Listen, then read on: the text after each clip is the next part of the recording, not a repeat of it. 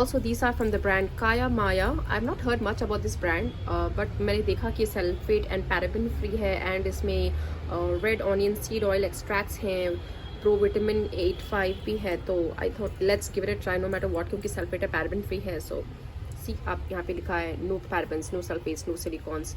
I think we should always choose a shampoo which is free from all those things. Ingredients सारे यहाँ पे लिखा है as you can सी,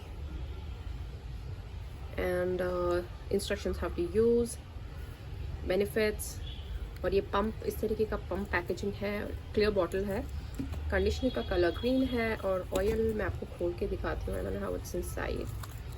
अच्छे से सील हो गया है, कुछ भी लीकेज नहीं थी. इस तरीके का प्लास्टिक ब्लॉकर है. मैं इसके साथ इसकी जो ये है थॉट शेयर करूँगी बाद में कैसा था ये.